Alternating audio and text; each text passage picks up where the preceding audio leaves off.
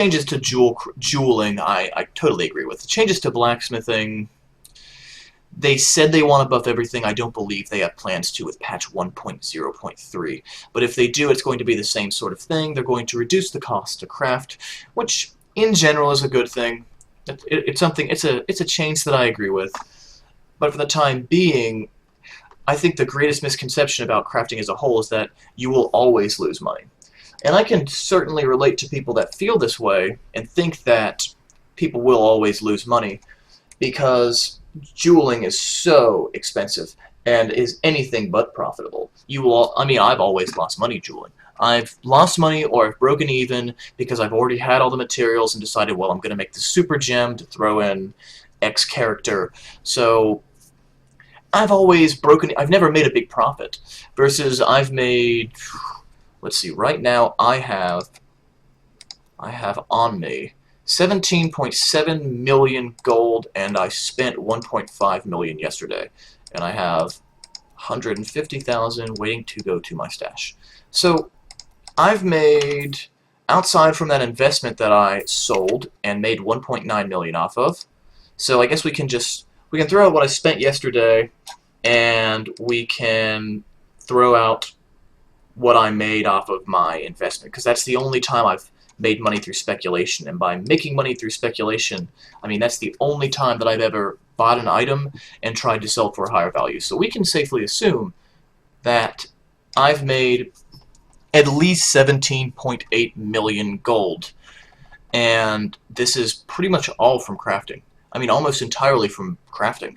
And the way that I make money through crafting is I go through the auction house and I look at the list of legendary items, or not legendary items, of legendary plans. So I go to, in caveman terms, pages and recipes, blacksmithing plans, Ashir's bindings, 1.8 million, Oglid's treasured, 1 million, bitterness, 555,000, 555, and blackbone arrows, 7.9 million. Basically, I just look up these plans for legendary pieces of gear. Now, why would I do that? No, very quickly, I want to just point out, really quickly, that I will never do this with a level 60 legendary, at least not now, because level 60 legendaries suck.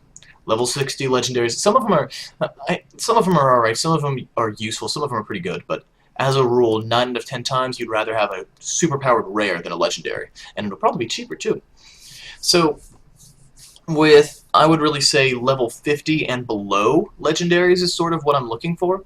And what I do is I go to pages and recipes, I look at plans, and I just Google the name of the plan, Google Ashira's binding, Google bitterness, Google blackbone arrows, things like that. Look it up in my favorite Diablo 3 database. And when I get there, I look at what it costs to make them, what it costs to make the different pieces of gear. So for bitterness, I would go there, I would search it, I would find, it takes X wishful essence, X shimmering essence, whatever, and then lizard eyes or fallen teeth, and take those numbers, go to the auction house again, and go to crafting and dyes, crafting, difficulty, normal, nightmare, whatever.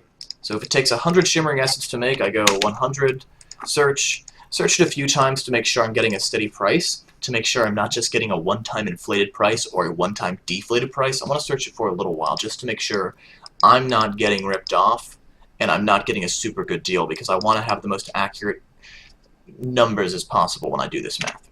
So I take that number, I take the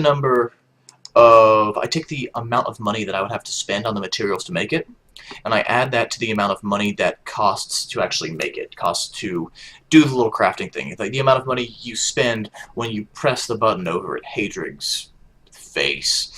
And then I take that total amount of money, and I search for the name of the item. So if I want to look up bitterness, you go to equipment. At the bottom, a lot of people don't realize this, it says legendary or set item.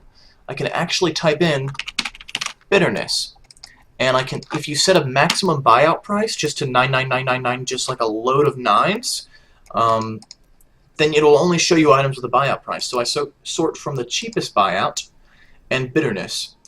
a legendary level 31 mojo for witch doctors that costs 20k as a buyout right now. And really, I get a good look at it because the lowest is 20, but the next lowest is 30, and then there are a bunch of 30s, and then a bunch in the mid-30s. So I get an idea for generally how much it's going to cost, and or how much it will sell for. And if that number is greater than the number I already have for that I pay to make, I basically take the amount that it costs me to make the item and see what the item will sell for. And if the item sells for more than 15% more than it costs for me to make it, then it's profitable.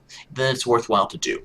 So let's say if it costs me, let's say if Bitterness sold for 30k on average, and it costs me 10k to make it, it's without a doubt profitable. Even though it cost me 500,000 gold to get the plan, to get the recipe to make it, it cost me 500,000 gold to get the plan, but it cost me 10,000 to make one and it sells for 30k. That's a 20,000 profit. But there's a 15%, which is an outrageously high number, by the way. 15% is an extremely high number that shouldn't even occur, but 15% is the tax on that.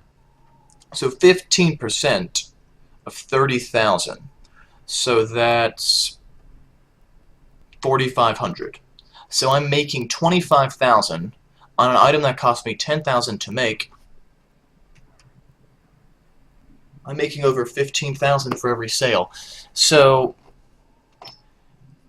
the idea, though, this is the key to this is making sure that the lowest possible price, or close to it, is profitable. Because if that's the case, then you can put your item up there for not the lowest, but close to the lowest price, and constantly sell it, constantly unload these items to get a solid stream of revenue going. And once you've paid for the plan, then you've won.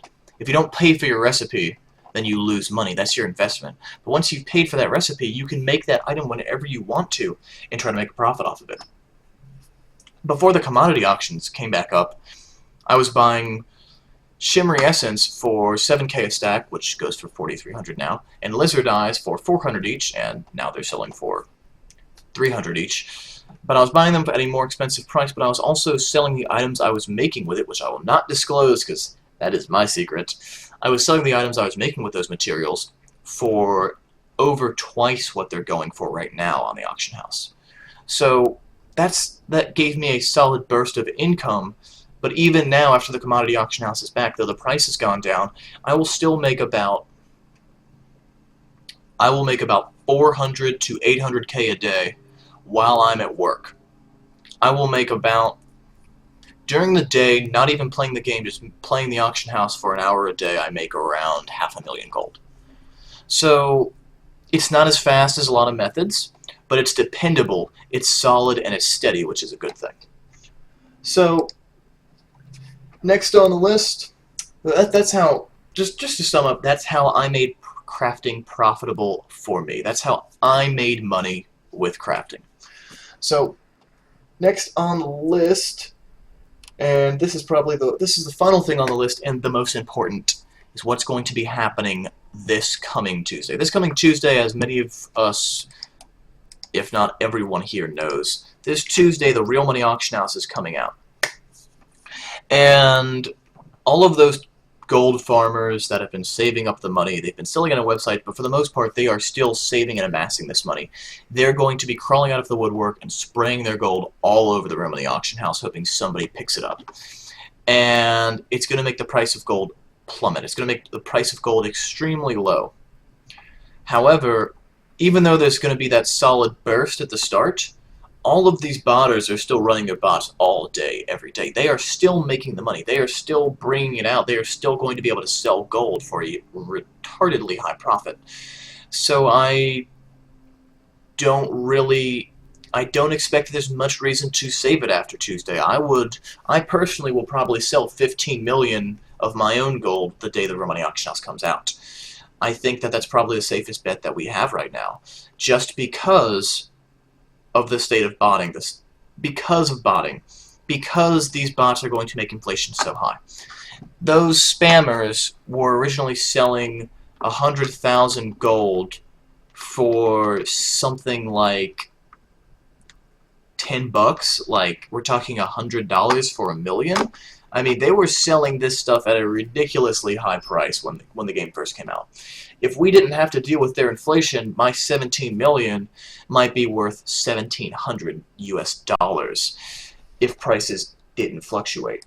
So the inflation from these botters is going to be extremely detrimental to the overall state of the auction house. But if you've saved up enough like me, hopefully we can still make some money off this. I'm expecting to at least pay for my game and some change, something like that. Hopefully it will be profitable for me. But in the meantime, what I've been doing is just spending very small amounts of money on my own gear for my level 60 Witch Doctor, my level 60 Demon Hunter, and my 60 Monk. And I'm working on getting a level 60 Barbarian and a level 60 Wizard within the next week or two. I'm just leveling these classes, and while I'm leveling these classes, I'm checking on my auctions and selling more things. So I can continue to make money. So I can continue to do something while I'm waiting for the auction house to come out. Or rather, while I'm waiting for the the economy to level out. Because nothing is stable and nothing is maintainable. Nothing is sustainable right now. Because we don't know. The unknown factor of this game is so broad. Because, like, commodity auctions were down. Blizzard goes, no big deal, no big deal. Commodity auctions going down.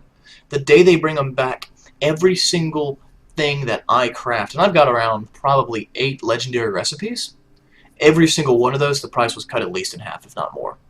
The price just sunk. I mean, we're talking 130,000 gold items going down to 40 in a day because everyone's able to unload commodities, and the price of selling those commodities is so cheap right now.